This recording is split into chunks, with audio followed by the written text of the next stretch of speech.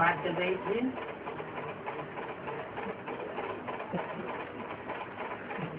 ईश्वर कह करके आप पूजा करवाते हैं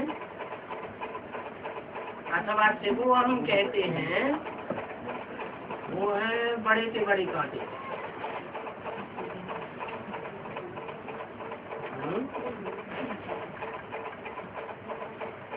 बड़े से बड़े कांटे कौन? जो अपन को शिवो हम कहते हैं। एक बात बताई। दूसरी तरफ बताया कि मैं किसमें प्रवेश करता हूँ, वो तो काम ही कांटा हुआ।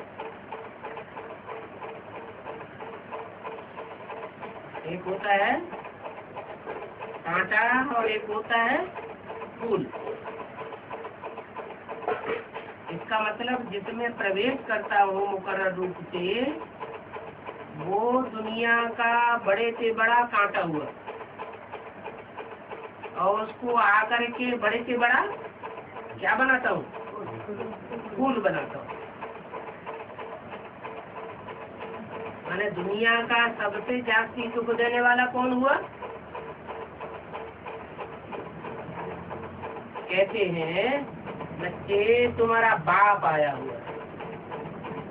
बच्चे तो नंबरवार है ही दुखदाई, लेकिन बाप वो सबका बाप है। जो भी सुख देने वाले बच्चे हैं, रावण समान बच्चे हैं, खाने वाले को रावण कहा जाता है। उन रावण जैसे बच्चों को भी रुलाने वाला। क्यों? ऐसी क्या दरकार पड़ गई? कांटे से कांटा निकाला जाता है, जिससे विष मारा जाता है, लोहे से लोहा काटा जाता है।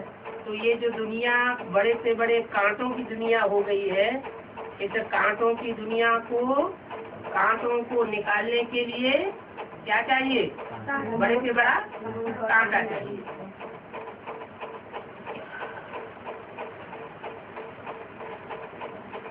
लेकिन जो बड़े से बड़ा कांटा है, वो अपन को शिव कहता है।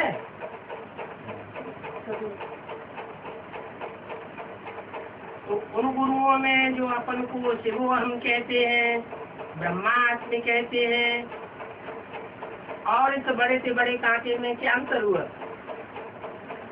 कभी वो कहते हैं तो नहीं, वो हिरण्यकश्यप बनते हैं। कौन? जो अपन को शिवो हम कहलवाते हैं और अपनी पूजा कराते हैं, और जो मुकर्रर रथ है जिसमें शिव प्रवेश करते हैं, वो उन कांटों को निकालने के लिए बड़े से बड़ा कांटा तो है, लेकिन वो अपन को शिव कहता नहीं। बाप ने कहा है कि मैं आकर के साधु संतों का भी उद्धार करता हूँ। उद्धार मन उत्तम मन ऊपर, हर मन हरण करके ले जाता हूँ। इस दुनिया के जो बड़े से बड़े साधु संत महात्माएं हैं, जिनकी बुद्धि इस दुनिया में ही लगी हुई है, अपना मन अपना मान मर्तबा बढ़ाते रहते हैं, बड़े बड़े मठ पंथ बनाते रहते हैं,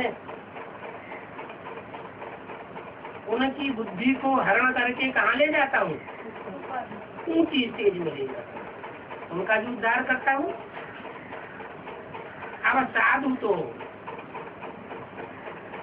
पवित्र होते हैं, परंतु नाम बड़ा क्यों रखा है? क्योंकि ईश्वर की ग्लानि बहुत करते हैं। बाप को पत्थर भितर में कह करके उनकी कितनी इंसल्ट कर दी है। बाप किसमें आता है? ऐसे पत्थर बुद्धियों में आता है। ऐसे पत्थर बुद्धि जिनकी बुद्धि में ज्ञान का तंत्र बैठता ही नहीं, उनको भी त्रिमूर्ति भगवान के पोस्टर बना बना करके, उनके चित्र बना करके पूजते रहेंगे। पत्थर बुद्धि किसे कहा जाता है? जिसकी बुद्धि में ज्ञान बैठे ही नहीं, कितना भी सुनाते रहो, ज्ञान उनकी बुद्धि में बैठता नहीं, इतने पत्थर बुद्धि है, तो भी अपनी पूजा कराते हैं कि हम ही त्रिमूर्ति से वो भगवान का रूप है। ब्रह्मा बाबा तो शरीर छोड़ के चला गया, अब हम इस संसार को नरक से स्वर्ग बना देंगे। हम स्वर्ग का गेट खोलने वाले असली ब्रह्मास्मि हम हैं। तो बाप को पत्थर बुद्धियों में डाल दिया ना, किसने?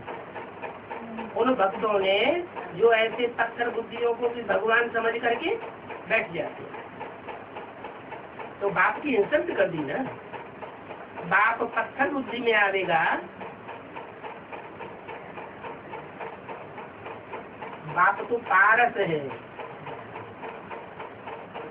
क्या बनाता है? पत्थर को भी पारस बनाने वाला है। मुझे समझते नहीं है। अब वो तो तुम बच्चों के द्वारा ही समझेंगे। ऐसे भगवान भी उतर आए, ब्रह्मा भी उतरवाए, फिर भी हम समझेंगे नहीं। तो तुम बच्चों के द्वारा समझेंगे का क्या मतलब हुआ है? मैं प्यार का सागर हूँ, मेरे द्वारा नहीं समझते, तुम्हारे द्वारा समझेंगे। इसके लिए बोला तुम बच्चों के द्वारा, माना धर्मराज और धर्मराज के जो दूत हैं, उनकी जब मार पड़ेगी तो वो समझ जाएंगे। ड्रामा प्लान अनुसार इन आसुरी संप्रदायों की है आसुरी मत, इनको कहेंगे रावण मत, और तुम्हारी है ईश्वरीय मत। तुम बच्चे जानते हो कि हम श्री की मत पर चल रहे हैं। जो श्रेष्ठ से श्रेष्ठ है उसकी मत पर चल रहे हैं, श्रेष्ठ बनने के लिए। श्रेष्ठ कहा जाता है देवताओं को। श्रेष्ठ इंद्रियों से जो आचरण करते हैं उनको कहा जाता है देवता। और वो देवता है श्री की मत पर चल करके ऐसे देवता बनते हैं। तो वो श्री कौन है? देवताएं हैं श्रेष्ठ, जो श्रेष्ठ इंद्रियों का आचरण करते हैं उनको कहते हैं देवता। और वो हुए सिंगल श्री। डबल श्री कौन? डबल श्री का क्या मतलब हुआ? वो सिंगल श्री और वो डबल श्री। क्यों कहा गया डबल श्री? वो देवताओं में भी कोई ऊंचा देवता है, महान देवता है, जो परमात्मा का जिसको टाइटल मिला हुआ है। वो परमात्मा परमपिता नहीं है। परमपिता कौन है? बिंदु आत्माओं का बाप शिव। लेकिन वो परमपिता के साथ परमात्मा का टाइटल पीछे से जुड़ा हुआ है। जैसे कहते हैं शिव शंकर, तो कौन सा नाम पहले? शिव का नाम पहले, शंकर का नाम बाद में, कहते हैं ना। तो ऊंच कौन हुआ? शिव हुआ ऊंच, और शंकर उसके नेक्स्ट टू शिव हुआ। जैसे मुरली में बोला, नेक्स्ट टू शिव कहेंगे शंकर को, नेक्स्ट टू शिव कहेंगे प्रजापिता को, नेक्स्ट टू शिव कहेंगे संगमयुगी कृष्ण को, नेक्स्ट टू शिव कहेंगे नारायण को। कौन से नारायण को? सत्युग के 8वें नारायण को नहीं, दूसरे या पहले नारायण को नहीं। जो संगम युग में नर से डायरेक्ट नारायण बनता है उसको कहेंगे नेक्स्ट टू गॉड। तो वो हुआ श्री 108। आज के साधु संत महात्मा ये टाइटल धरवाई लेते हैं क्या? श्री 108। अब वास्तव में ये उनका टाइटल है ही नहीं। माने दुनिया की जो श्रेष्ठ से श्रेष्ठ जो आत्माएं हैं 108, उनकी संगठन रूपी माला बनाने वाला वो साधु संत महात्मा अपन को कैसे कहते हैं? वो माला वो नहीं बनाते, वो श्रेष्ठ आत्माओं की माला रूपी संगठन मैं बनाता हूँ। उनका संगठन बना करके मैं नई दुनिया की स्थापना करता हूँ। तो ये टाइटल मेरा है। ये सब मनुष्य तो यहाँ सब भ्रष्टाचारी है। गवर्नमेंट भी कहती है भ्रष्टाचारी, लेकिन गवर्नमेंट अपन को भ्रष्टाचारी नहीं समझती। वो साधु संत महात्मा भी अपन को भ्रष्टाचारी नहीं समझते।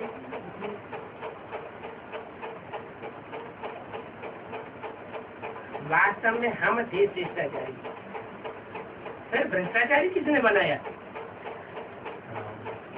हम शिष्टाचारी थे, फिर भ्रष्टाचारी रावण ने बनाया। ये रावण कौन? गुरु ने बताया ये गुरु लोग। जो गुरु लोग आते हैं संसार के बड़े से बड़े गुरु बन करके बैठते हैं। इब्राहिम आए, बुद्ध आए, क्राइस्ट आए, गुरु नानक आए, ये बड़े से बड़े गुरु आए। ये सब रावण संप्रदाय हो गए। अनेक प्रकार की मतें देने वाले। रावण को 10 सिर होते हैं, इसका मतलब क्या हुआ कि रावण अनेक प्रकार की मतें देने वाला है।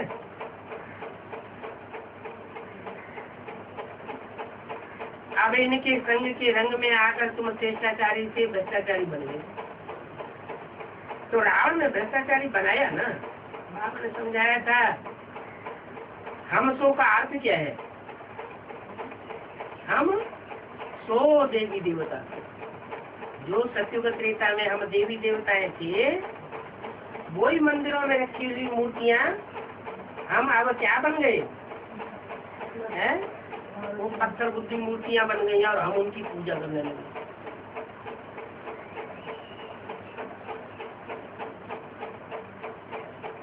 ये धारण करने योग्य बातें हैं।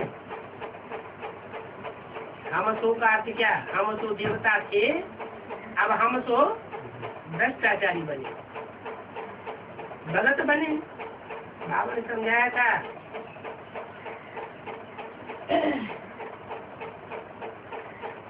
और ये जो गुरु लोग समझाते हैं उसमें फर्क क्या है? रात दिन का फर्क है।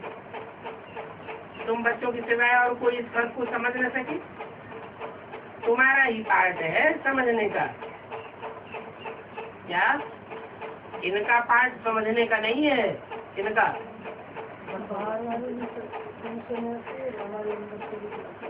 न इनका है न उनका है। उन देहधारी धर्म गुरुओं का भी पार्ट नहीं है, इनका भी पार्ट नहीं है समझने का। इनका मन ब्रह्म का। इनकी बाजू में मैं बैठ करके बोलता हूँ, मुरली चलाता हूँ, इनका भी पार्ट समझने का नहीं है। ये भी नहीं समझ सकते। मैं तुमको समझाता हूँ, ये तो बीच में सुन लेता है। क्या? इसलिए मैं इसको सुनाता नहीं हूँ, समझाता नहीं हूँ। समझाता तुमको हूँ, ये तो बीच में ऐसे ही सुन लेता है। तो किसको सुनाया जाता है? उसको समझाया जाता है। जो समझने योग्य हो उसको समझाया जाता है। तो तुम समझदार हो, तुम समझदार बच्चे हो, तुम इन बातों को समझते हो, तो बच्चों को अंदर में बहुत खुशी रहनी चाहिए कि बाप हमारे सामने आए हैं और हम बच्चे बेहद के बाप के सामने आए हैं। प्रजापिता ब्रह्मा के भी बहुत बच्चे हैं। घी क्यों लगा दिया?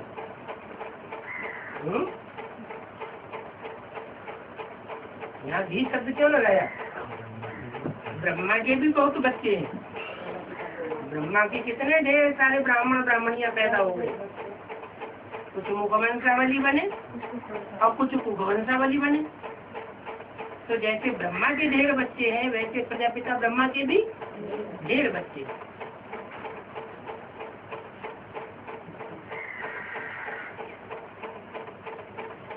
इनको भी बहुत बच्चे हैं ना, उनको कहेंगे बाप। इनको उनको कहेंगे बाप, तो इनको क्या कहेंगे? इनको भी बहुत बच्चे हैं, उनको कहेंगे बाप, तो इनको क्या कहेंगे? है? अरे ब्रह्मा माने क्या? बड़ी माँ। वो है बड़ा बाप, तो ये है बड़ी माँ। उनको कहेंगे बाप, उनको कहेंगे मनुष्य शक्ति के शरीरों का बाप। वो किसका बाप है? जो मनुष्य शक्ति के शरीरधारी हैं, उन सब का बाप है वो बाप, प्रजापिता। ये है उनकी माँ, वो सभी का बाप। और ये सभी का बाप नहीं है। किनका बाप है? ब्रह्मा कुमार कुमारियों का बाप है। सबको इसको बाप मानते नहीं है। वो फिर सब आत्माओं का रूहानी बाप है। वो सब है, वो सब रूहानी आत्माओं का बाप है। वो मनुष्य शक्ति का बाप है। और ये बाप किसका है? ये ब्रह्मा कुमार कुमारियों का बाप है। तो वो जिस्मानी बाप, जितने भी 500-700 करोड़ जिस्मानी मनुष्य हैं, उन सब का बाप। और उसका भी कौन बाप है? जो 500-700 करोड़ मनुष्यों का बाप है, उसका भी बाप कौन? रूहानी बाप। इनसे बड़ा और कोई नहीं। इनसे बड़ा शिव बाप से बड़ा कोई है नहीं। इनसे वर्षा भी ऊंच से ऊंच मिलता है, ऊंच से ऊंच बाप से ऊंच वर्षा मिलता है। विश्व के मालिक श्री लक्ष्मी नारायण बनते हैं। आधा कल्प के लिए इतने सुखी बनेंगे, तो तुम बच्चों को पढ़ाई में गफलत नहीं करनी चाहिए। बुद्धि से जज करो।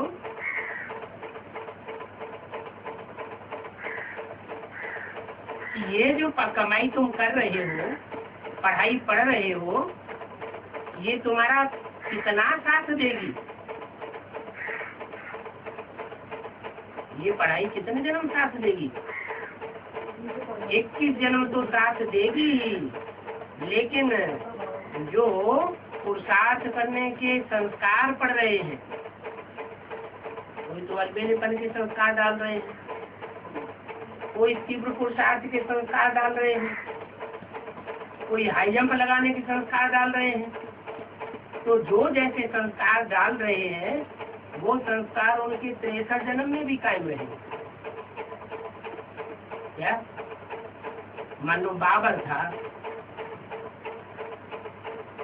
छोटा सा सिपाही था,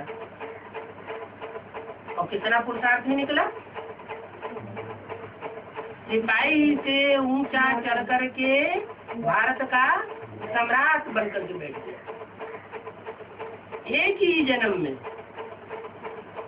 तो ये पुरुषार्थ के संस्कार कहाँ से भरे? ये तीव्र पुरुषार्थ के संस्कार संगम युग में भरे।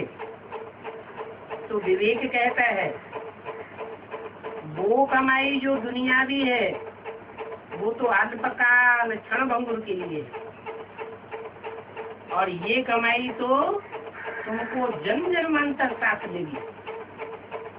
21 जन्म के लिए तो कमाई है ही, लेकिन 21 जन्म के आधार पर 63 जन्मों का भी हिसाब बन जाता है। इस तरफ भी ध्यान न देने से बहुत घाटा हो जाएगा। इस तरफ रूहानी पढ़ाई की तरफ ध्यान न देने से घाटा बहुत भारी हो जाएगा।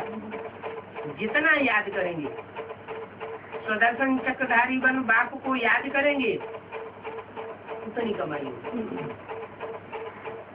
क्या कैसे याद करेंगे? साधारण याद करने की बात नहीं है।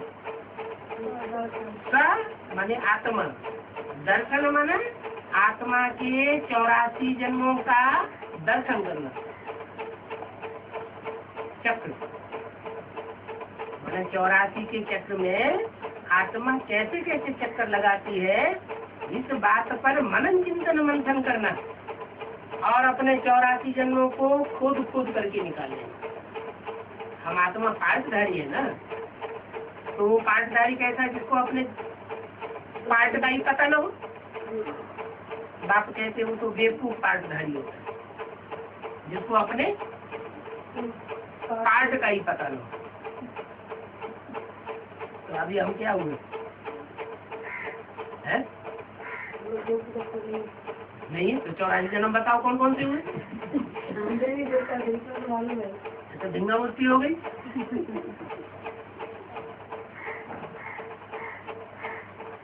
बाप तरीका बताते हैं कि ऐसे ऐसे मनन चिंतन मंथन करो तो तुम्हारी बहुत कमाई होगी। अलग को याद करने में तुमको तकलीफ क्या होती है जो तुम बार बार भूल जाते हो? क्या अलग तो माना खड़ा डंडा, जो पुरुषार्थ में आज से अंत तक खड़ा रहता है, गिरता नहीं। और जो है उनका पुरुषार्थ एक जैसा नहीं चलता, एक रस नहीं चलता। और एक का पुरुषार्थ जो खड़ा डंडा है, अलग है, उसका पुरुषार्थ एकदम एक रस चलता है। तो जो एक रस पुरुषार्थी है उसी को याद करना चाहिए या ऊपर नीचे होने वालों को याद करना चाहिए? मुरली में क्यों मना कर दिया इसे ब्रह्मा को याद नहीं करना है? क्योंकि वो पुरुषार्थ में चलते चलते क्या हो गया, पड़ गया, गिर गया। तो तुमको क्या तकलीफ होती है अलग को याद करने में? जो अलग ऊंचे से ऊंचे है उसको याद करने में तुम्हें तकलीफ क्यों होती है? माया बड़ी पहलवान है, कितना विघ्न डालती है। बाप कहते हैं सिर्फ अलग और बे को याद करो। बाप को याद करने से हम तमो प्रधान से सतु प्रधान बन जाएंगे। अभी समय बहुत कम है, 70 साल हो गए कहते कहते। क्या समय बहुत कम है? धंधा धोरी करते करते अपने मासूक को तुम याद करेंगे तो भविष्य के लिए बहुत फायदा होगा। वो कमाई कितना साथ देती है। कितने पदमा पदमपति तुम बनते हो। वो जो दुनिया में पदमा पदमपति हैं, पदमपति सिंघानिया, टाटा बिरला, तो तुम जानते हो कि वो कितने दिन चलेंगे? वो कितने दिन चलेंगे? वो तो इसी जन्म में होने वाले हैं। और तुम्हारी कमाई तो जन्म जन्मांतर चलने वाली है। उन पदमा पदमपति बनने वाले, मल्टी मिलियनर्स बनने वाले के जो पोते धोत्रे होंगे वो उनके धन का वर्षा नहीं पा सकेंगे। और तुम जो कमाई करते हो उसका वर्षा 21 जन्मों तक तुम्हारे पोत्रे धोत्रे पोत्रों को मिलता रहेगा। एक के बाद एक। पहला लक्ष्मी नारायण, उसका बच्चा, दूसरा लक्ष्मी नारायण, उसका बच्चा, तीसरा लक्ष्मी नारायण, उसके बच्चे, चौथा लक्ष्मी नारायण, तो सब हो गए ना। 21 जन्म तक वो कतार लगी रही। वो जो दुनियावी पदमा पदमपति हैं, मल्टी मिलियनर हैं, उनके पोत्रे धोत्रे उनकी मिल्कियत प्राप्त नहीं कर पाएंगे, क्योंकि तुम जानते हो कि अब तो विनाश होने वाला है। वो लोग समझते हैं हमारी वंशावली बहुत सुखी होगी क्योंकि हमने बहुत धन कमा के रखा हुआ है। तुम जानते हो ये उनका कमाया हुआ धन सारा मिट्टी में मिल जाने वाला है। क्योंकि आज की दुनिया में कोई सच्ची कमाई करता ही नहीं है। क्या जितने भी करोड़पति अरबपति बन रहे हैं वो सब झूठी कमाई से बन रहे हैं या सच्ची कमाई से बन रहे हैं? झूठी कमाई से बन रहे हैं। वो सुखी रहने वाले नहीं हैं। हमारी वंशावली तो बहुत सुखी होगी। हाँ, उन मल्टी मिलियनर्स में कोई हमारे कुल का बिरला होगा तो पिछाड़ी में आकर वो भी गरीब बन जाएंगे और गरीब बन करके ईश्वरीय ज्ञान उठाए लेंगे। जब तक उनको बड़े पन का अहंकार है तब तक ईश्वरीय ज्ञान नहीं उठाएंगे। जब गरीब बन जाएंगे तो ईश्वरीय ज्ञान को उठाए लेंगे। बाप का परिचय लेंगे परंतु गरीब बनेंगे। अभी बाप तो गरीब निवास बनकर के आया हुआ है ना, तो उनको भी गरीब बनना पड़े। अच्छी रीति को साथ करने से राजाई में वर्षा पा सकते हैं। एम ऑब्जेक्ट तुम बच्चों के सामने खड़ा है। कौन है एम ऑब्जेक्ट? लक्ष्मी और नारायण का जो दर्जा है वो तुम्हारे सामने है। उस धंधे के साथ कुछ कुछ समय निकाल करके बाप को याद करते हो। वो बाप आधा कल्प का मासूक है। कहते भी है हे भगवान, हे प्रभु, हे राम। अभी तो वो सन्मुख आते हैं। कौन?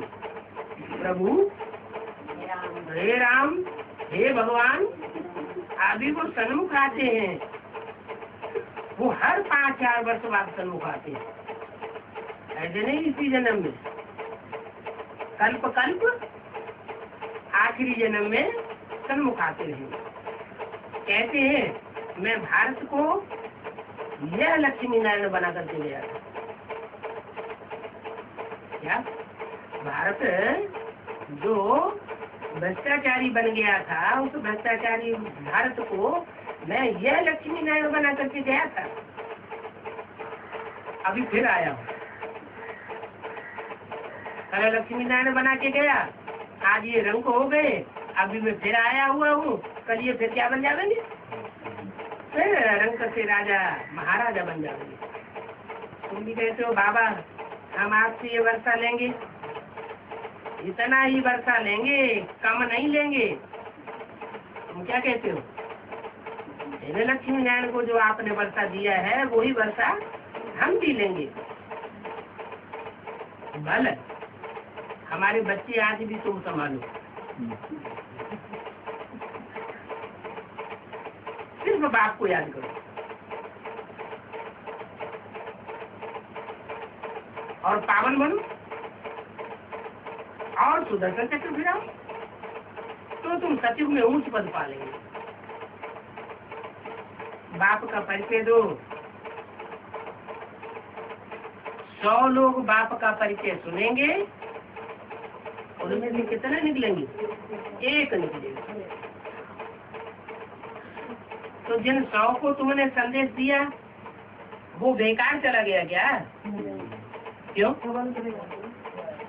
जिन 100 को संदेश दिया वो तुम्हारी प्रजा बन जाएगी। प्रजा को कोई पुरुषार्थ करना नहीं होता, वो सिर्फ संदेश लेते हैं। और जो पुरुषार्थ करेंगे 100 में से 1 वो राजकुल में आ जाएंगे। बाप कहते हैं शांति का सागर, पवित्रता का सागर तो मैं हूँ। लक्ष्मी नारायण को ज्ञान सागर नहीं कहेंगे।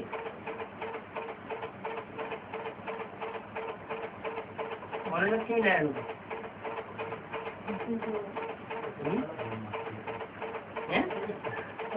ज्ञान है। जो सत्युग के पहले लक्ष्मी नारायण बनेंगे उनको ज्ञान सागर नहीं कहेंगे। बच्चे जानते हैं 5-4 वर्ष बाद फिर से बाप आया हुआ। बाप कल्याण का सागर है तो बच्चों को भी कल्याणकारी बनना चाहिए ना। कोई से खुंदक क्यों खानी चाहिए? कोई का कल्याण करने की बात बुद्धि में क्यों आनी चाहिए? अगर कोई बच्चों का कोई से दुश्मनी पनपती है तो वो क्या ज्ञान सागर बाप के बच्चे हैं? ज्ञान सागर बाप जानते हैं कि इन्होंने मेरी कितनी ग्लानि की है, फिर वो हम कह के बैठ जाते हैं हम ही भगवान है, दूसरा कोई भगवान नहीं होता, तो भी मैं इनके ऊपर आकर कल्याण करता हूँ। तो तुम भी ज्ञान सागर के बच्चे हो, तो तुम्हें किसी के प्रति अपने अंदर में बुखार नहीं रखना चाहिए। तुम बच्चों को भी कल्याणकारी बनना है। स्टूडेंट कहे कि पढ़ने का हमको टाइम नहीं है, क्या कोई स्टूडेंट कहे कि हमको ये सब पढ़ने का सुनने का टाइम नहीं है, तो समझो ये तो फेल होने वाले। आगे चल के ज्ञान में आएंगे भी, लेकिन ये पूरा उठाए नहीं सकेंगे। ये भारी चोटी है, ऐसी माया का गुलाम नहीं बनना चाहिए जो जन्म जन्मांतर का घाटा दिलवा दे। अच्छा, बच्चों को good morning, good night.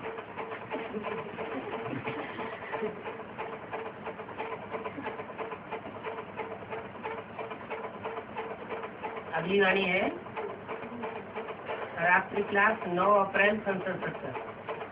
Record करना है तुम्हें पाके हमने जहां पा लिया है। किसे पाकर? तुम्हें माने किसे? ऐसी कौन सी चीज है जिसे पा लिया जाए तो जैसे पूरी दुनिया मिल गई है? नहीं, बरगद इतना बड़ा वृक्ष होता है, विशाल वृक्ष। बरगद को तो कोई नहीं उठा सकता, लेकिन बरगद का बीज मिल जाए तो बुद्धि में आ जाता है कि बीज मिल गया तो जैसे हमको सारा वृक्ष मिल गया।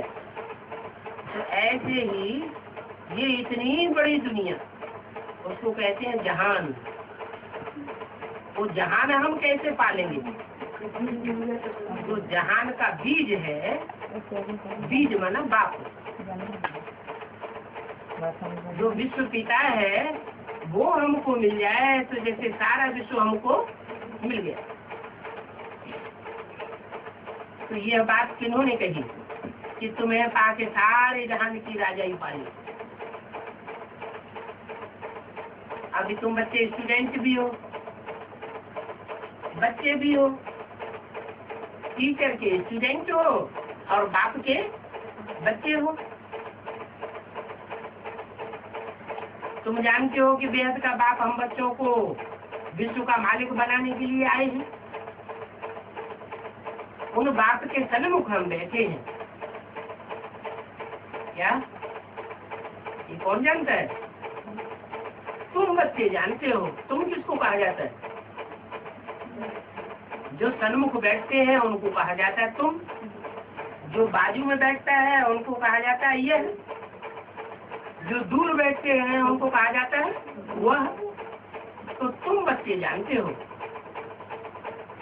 कि हम राजयोग सीख रहे हैं और विश्व का क्राउन प्रिंस हम बनने वाले हैं। न यह बनेंगे विश्व के मालिक, विश्व के प्रिंस यह नहीं बनेंगे। यह माना कौन है? यह कौन बाजू में बैठने वाले है? ब्रह्मा। ये ब्रह्मा जो बाजू में बैठने वाला है ये विश्व का क्राउन प्रिंस बनने वाला नहीं है। और इनकी सारी डिनास्टी, इनको फॉलो करने वाले जो बैठे हैं ब्रह्मा कुमार और कुमारी कहलाने वाले, वो भी विश्व के प्रिंस क्राउन बनने वाले नहीं हैं, तुम बनने वाले। तो तुम्हारा कितना ऊंच मर्तबा है? तुम यहाँ पढ़ने आए हो। ये गीत तो भक्ति मार्ग का गाया हुआ है। कौन सा?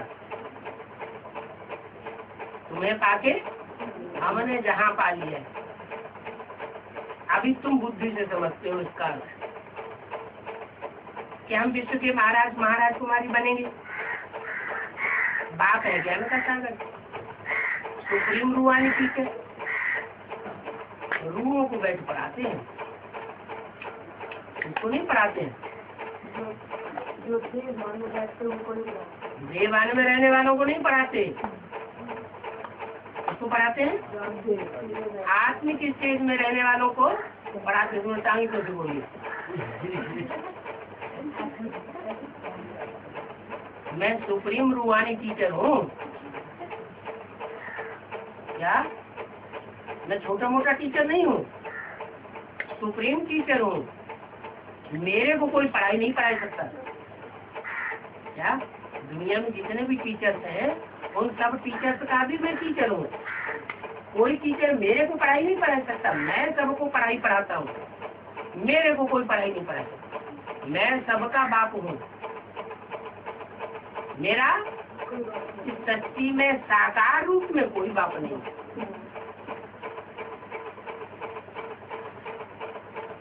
कहते हैं मैं तुम्हारे पतियों का भी पति हूँ क्या? तुम्हारा ही पति नहीं, तुम्हारे पतियों का भी पति हूँ। तो इससे बड़ा पति कोई होता नहीं। उसका नाम दिया है बृहस्पति क्या? बड़े से बड़ा पति। वो हमको बैठ पढ़ाते हैं। आत्मा इन रूपी कर्मेंद्रियों द्वारा जानती है कि हम बाप से विश्व क्राउन प्रिंसेस बनने के लिए इस पाठशाला में बैठे हैं क्या? इस पाठशाला में आध्यात्मिक सच्ची गीता पाठशाला में बैठे हैं। तो तुम बच्चों को कितना नशा होना चाहिए? क्यों? आध्यात्मिक सच्ची गीता पाठशाला में बैठे हैं, इसमें नशे की क्या बात होगी? क्योंकि आध्यात्मिक सच्ची गीता पाठशाला में ही स्वयं बाप बैठ करके पढ़ाते हैं। और तथाकथित तो प्रजापिता ब्रह्मा कुमारी ईश्वरी विश्वविद्यालय में बाप बैठ करके नहीं पढ़ाते। कहाँ पढ़ाते हैं? थोड़े थोड़े बच्चों को आध्यात्मिक सच्ची गीता पाठशाला में बैठकर पढ़ाते। कितना नशा होना चाहिए? अपने दिल से पूछो, इतना नशा हम स्टूडेंट्स में है या तथाकथित तो उन ब्राह्मणियों में है? उनमें जास्ती नशा है या तुम्हारे में जास्ती नशा है? ये कोई नई बात नहीं है। कलप तुम ऐसी पढ़ाई पढ़ते हो। कहाँ बैठकर? आध्यात्मिक सच्ची गीता पाठशाला। हम कल्प विश्व के क्राउन प्रिंसेस बनने के लिए बाप के पास आते क्या? वो भले पढ़ते हैं बड़े बड़ी यूनिवर्सिटी में, बड़ी बड़ी बिल्डिंगों में, कुर्सियों पे बैठ के पढ़ते हैं, सोफा सेट पे बैठ के पढ़ते हैं और लाखों हजारों की तादाद में बैठ करके पढ़ते हैं। लेकिन वो विश्व के क्राउन प्रिंसेस बनने वाले नहीं हैं। और तुम पट्ट पर बैठे हो। पट्ट पर बैठ करके जो पढ़ाई पढ़ते हो तो भी तुम विश्व के मालिक बन जाते हो। बाप पूछते हैं तो सब कहते हैं हम तो सूर्यवंशी क्राउन बनेंगे, सूर्यवंशी प्रिंसेस बनेंगे या लक्ष्मी नारायण बनेंगे। तो अपने दिल से पूछना चाहिए, ऐसा बनने के लिए हम पुरुषार्थ भी करते हैं।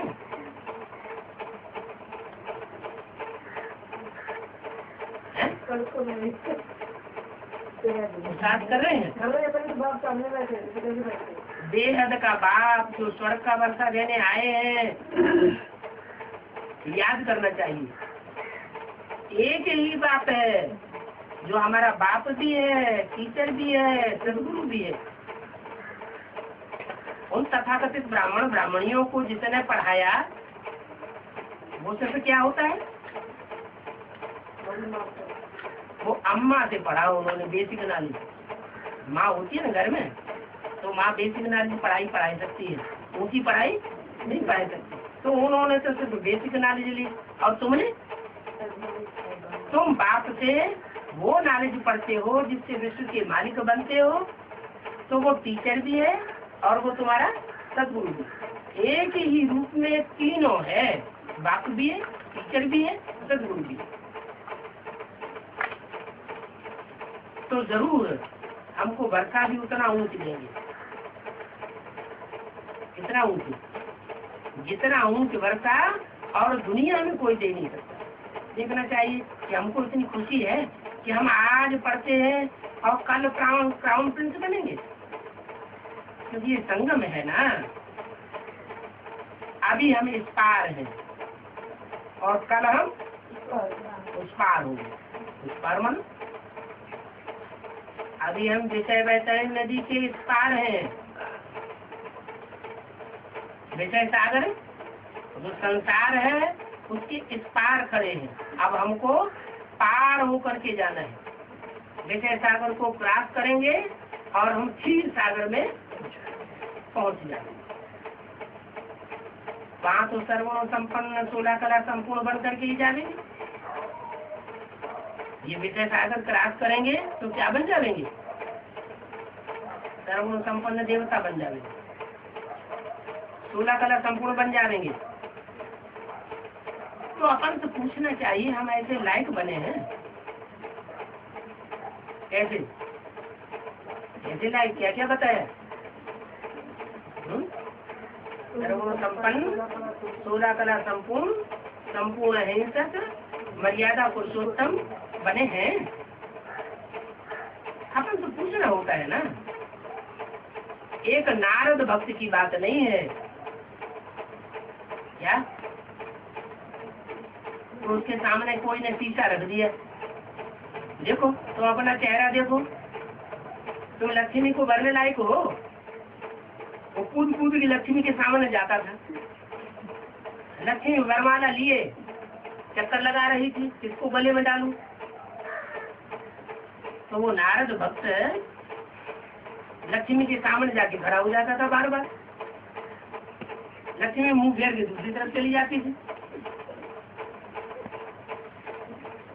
तो कहा आरती में देखना चाहिए ना। तो हमें कौन सी आरती मिली? ये हमें ज्ञान दर्पण मिला है। ज्ञान दर्पण में देखना चाहिए ना कि हम इतना पुरुषार्थ करते हैं, नहीं करते हैं तो तुम सब अभिभक्त हो। ज्ञान सागर के ज्ञानी बच्चे नहीं बने हो। अभी बाप तुमको भक्ति से छुड़ाते हैं। ये भक्ति की दुर्गति में पड़े हुए हो। तुम जानते हो हम बाप के बच्चे बने हैं, उनसे वर्षा लेना है। क्या कहा? हम बाप के बच्चे बने हैं और उनसे वर्षा लेना है। क्यों? ब्रह्मा के तन में ही तो बैठा हुआ बोल रहा था। आने वाले फिर उनसे क्यों कहा? आने वाला जो पाठ है कि ब्रह्मा के तन में माँ का पार्ट बजा रहा है। वर्षा माँ से नहीं मिलता, इसलिए बोला आगे आने वाला जो पार्ट है उससे उनसे वर्षा लेना है। विश्व का क्राउन प्रिंस बनने के योग्य हुए हैं। बाप कहते हैं भल अपने ग्रस्त व्यवहार में रहो। यार भले लगा दिया, भल अपने ग्रस्त व्यवहार में रहो। वानप्रस्थ अवस्था वालों को अपने घर में नहीं रहना है। क्या? जिनकी 60 साल की उम्र हो गई हो उनको घर में नहीं रहना है। बाकी 60 साल से कम है तो भला अपने घर में रहो। कुमार कुमारियां भी ग्रस्त व्यवहार में नहीं होती है, वो भी स्वतंत्र होती है। उनको भी घर की चित्रपट्टी में रहने की दरकार नहीं है। उनकी भी अभी स्टूडेंट लाइफ है। ब्रह्मचर्य में ही पढ़ाई अच्छी होती है। ग्रस्त व्यवहार में जाने से पढ़ाई अच्छी नहीं होती है। अब ये पढ़ाई तो बहुत ऊंचे है, इसमें तो जरूर पवित्र बनना पड़े हमेशा के लिए। वो पढ़ाइयाँ तो ब्रह्मचर्य में पढ़ते हैं, फिर बाद में शादी करके ब्रह्मचर्य का व्रत तोड़ देते हैं, फिर विकार में जाते हैं, बच्चे पैदा करते हैं। यहाँ तो तुम्हारी सारी जीवन की व्रत है। कौन सी? ब्रह्मचर्य। यहाँ तुम ब्रह्मचर्य में रह करके ही अपनी पढ़ाई पूरी करते हो। बाप कहते हैं मैं पवित्रता का सागर हूँ। क्या वो साधु संत महात्मा है या जो भी देहधारी मनुष्य है या जो भी नदियां हैं, वो नदियां हैं, पोखरे हैं, तालाब हैं, झीलें हैं, नहरें हैं, लेकिन मैं क्या हूँ? मैं पवित्रता का सागर हूँ और तुमको भी बनाता हूँ। नंबर बार तुम बनते हो। कितने सागर दुनिया में गाए हुए हैं? 7 सागर गाए हुए हैं ना। तो कोई आत्माओं ने तो इतना पुरुषार्थ किया होगा ना। तुम जानते हो हम आधा कल्प पवित्र रहते थे,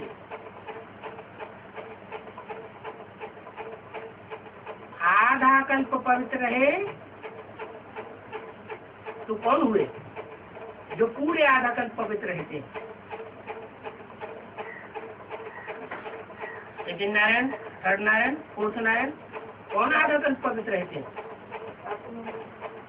जो पहले लक्ष्मी नारायण हैं, जो नर से डायरेक्ट नारायण बनते हैं, वो पूरे आधा कल्प पवित्र रहते हैं। बरोबर बाप से प्रतिज्ञा की होगी, क्यों नहीं हम पवित्र बन करके और बना करके और फिर विश्व के मालिक बनेंगे। वो भी पवित्र रहेंगे और दूसरों को भी पवित्र बनावेंगे। कितना बड़ा पाप है भिखारी बनना।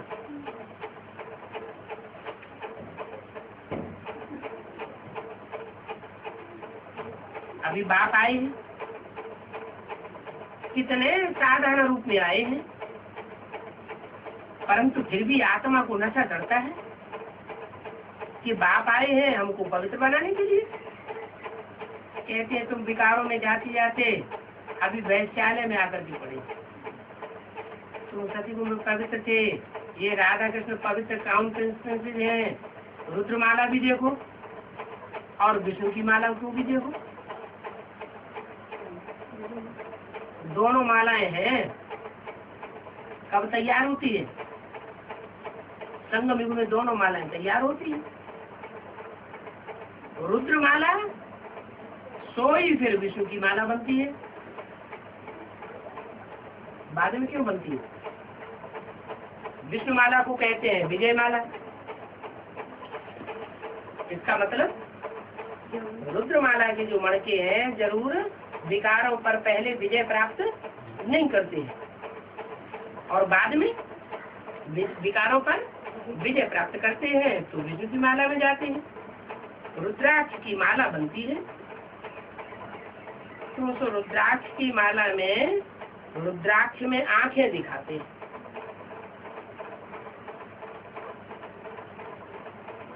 मुख भी दिखाते हैं, मुख होगा तो आंख भी होगी। अच्छा ऐसा गिरा हुआ डंडा माना मुख है और उसमें ऐसी छोटी छोटी आंखें दिखाई जाती है। रुद्रमाला का सिर्फ दाना होता है। तो तुम पहले आत्माएं दाने में सब थी, फिर तुम शरीर में आते हो, पवित्र शरीर धारण करते हो तो तुमको आंखें मिलती है। पहले रुद्रमाला बन फिर विष्णु की माला में बन आवेंगे। इसके लिए पहले तो बाप समझाते हैं कि बाप को निरंतर याद करो। इसको समझाते हैं, रुद्रमाला वालों को समझाते हैं या विजय माला को समझाते हैं? पहले तो बाप आकर तुम रुद्रमाला वालों को समझाते हैं क्या करो? निरंतर याद करो, बीच में अंतर नहीं करना चाहिए। अपना टाइम वेस्ट मत करो। इन कौड़ियों के पिछाड़ी तुम बंदर मत बनो। क्या नारद का मिसाल दिया ना, तो नारद किसके पिछाड़ी पड़ता था? किसके पिछाड़ी पड़ा? शादी करने के पीछे पड़ा ना कि हम शादी करेंगे, लक्ष्मी से मरेंगे। बाप ने बंदर ऐप का नाम तो तुम्हारा रखा ना, काई की सेना ली? राम ने बंदरों की सेना ली। राम को बाप कहा जाता है ना। बंदर खाते क्या है? बंदर चने खाते हैं। अभी तुमको बाप रतन दे रहे हैं, तो घुंघरों की पिछाड़ी क्यों पड़ते हो? तुम्हें रतन मिलते हैं तो रतन बंदर छोड़ देते हैं। बंदर क्या करते हैं? चने पड़े होंगे तो चने सारे ही उठा लेंगे, और रतन पड़े होंगे तो रतन को छोड़ देंगे। तो तुम्हें रतन मिल रहे हैं, फिर भी अगर कौड़ियों अथवा चनों के पिछाड़ी पड़ते रहेंगे तो तुम्हारा क्या हाल हो जाएगा? इतने तुमको रतन मिलते हैं, इन रत्नों को छोड़ करके, ज्ञान रत्नों का मनन चिंतन मंथन छोड़ करके और बंदरियों के पीछे पड़ेंगे तो तुम्हारा हाल क्या होगा?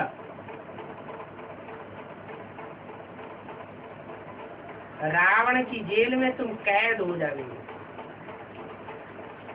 बाप आकर रावण की कैद से छुड़ाते हैं ना, कहते हैं देह सहित देह के साथ संबंधों को त्याग करो। क्या 63 जन्मों के, अनेक जन्मों के संबंध जो है वो संगम युग में शूटिंग पीरियड में रील में घूमते हैं।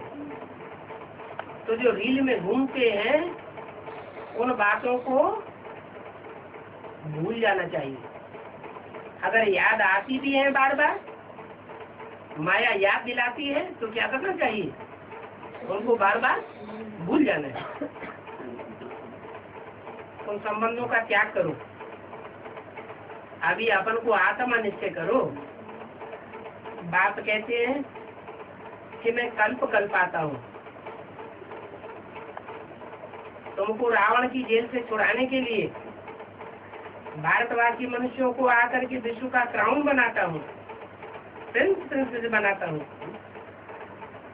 और कितनी सहज पढ़ाई पढ़ाता हूँ। वो पढ़ाइयाँ तो कितनी कठिन होती है।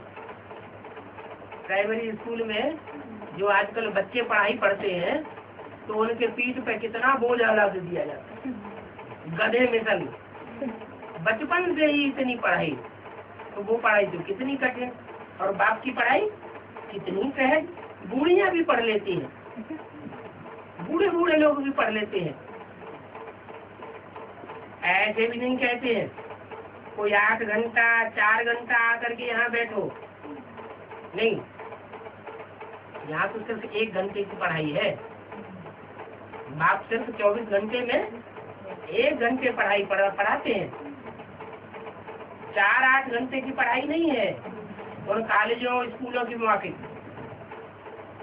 नहीं। गृहस्थ व्यवहार में रहते अपन को आत्मा समझो, मुझे याद करो, तो तुम पति से पावन बन जाओ। विकार में जाने वाले को पतित कहा जाता है। क्या? भी माना विपरीत, कार माना कार्य। जो विपरीत कार्य में जाता है, कौन सा कार्य? किसके विपरीत? जो बाप ने श्रीमत दी है उस श्रीमत के विपरीत अगर हम कोई कार्य करते हैं तो उसको कहा जाता है काम, क्रोध, लोभ, मोह, अहंकार से प्रभावित हुआ कार्य, माया से प्रभावित हुआ कार्य। देवता पावन थे इसलिए उनकी महिमा गाते हैं। बाप समझाते हैं जो महिमा गाते हैं देवताओं की, वो है अल्पकाल क्षण भंगुर सुख। झांझ मजीरा मृदंग बजाते रहते हैं, डांस करते रहते हैं, थोड़े समय का सुख मिल जाता है। साक्षात्कार होता है तो भी थोड़े समय का सुख मिलता है। सन्यासी ठीक कहते हैं। क्या सन्यासी क्या कहते हैं? क्या ठीक कहते हैं? वो कहते हैं सुख काग विसर्ग। इस दुनिया के जो सुख है वो काग की वृक्षा के समान सुख है, अल्पकाल क्षण भंगुर सुख देने वाले हैं। परंतु उनको ये पता नहीं है कि स्वर्ग में कितने सुख होते हैं। सन्यासियों को ये पता नहीं है। आचार्य सती वाणी का दूसरा चीज, उसका तो नाम ही है सुखधाम। और सन्यासी जिस दुनिया में आते हैं उसका नाम है दुखधाम। सन्यासी दुखधाम में आते हैं और देवताएं सुखधाम में आते हैं। ये दुनिया ही दुखधाम है। इन बातों को दुनिया में किसी को पता ही नहीं है। बाप ही आकर के कल समझाते हैं, आकर के देही अभिमानी बनाते हैं, कहते हैं अपन को आत्मा समझो। हम आत्मा एक शरीर छोड़ते हैं और दूसरा शरीर लेते हैं, तो शरीर विनाशी हुआ ना। एक शरीर विनाश हुआ और दूसरा शरीर धारण कर लिया।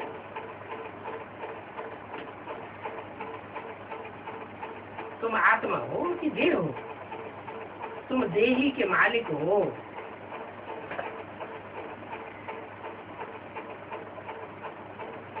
ये देह तुम्हारा मालिक नहीं है। 84 जन्म लेते लेते अभी तुम तमो प्रधान बन गए। 84 जन्म लेने के बाद, और जिन्होंने 83 जन्म लिए है वो तमो प्रधान नहीं बनते। मान लो सेकंड नारायण है, सतयुग में सेकंड नारायण आके जन्म लेगा, उसकी प्रजा भी 83 जन्म लेगी, तो वो अंतिम जन्म में आकर के तमो प्रधान नहीं बनेंगे, वो भी तमो प्रधान बनेंगे।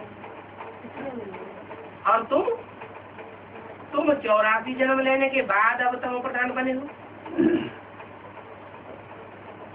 तो जीत में कौन है? जो 84 जन्म लेने के बाद तमो प्रधान बनते हैं उनको बहुत सुख मिलता है।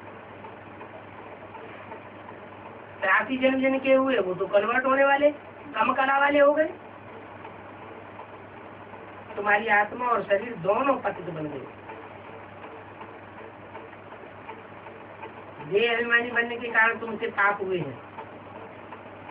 अभी तुमको देही अभिमानी बनना है। कितने जन्म के लिए? 21 जन्म के लिए देही अभिमानी बनना है। मेरे साथ वापस घर चलना है। आत्मा और शरीर दोनों को शुद्ध बनाने के लिए बाप कहते हैं क्या क्या कहते हैं? तथाकथित ब्राह्मण क्या कहते हैं? आत्मा और शरीर दोनों शुद्ध बनेंगे इस जन्म में, या सिर्फ आत्मा पावन बन करके शरीर छोड़ के चली जाएगी? उनका कहना है कि जैसे ब्रह्मा बाबा वो श्राद्ध करते करते शरीर छोड़ के चले गए, आत्मा उनकी पावन बन गई और शरीर इस जन्म में पावन बन नहीं सकता। लेकिन बाप क्या कहते हैं?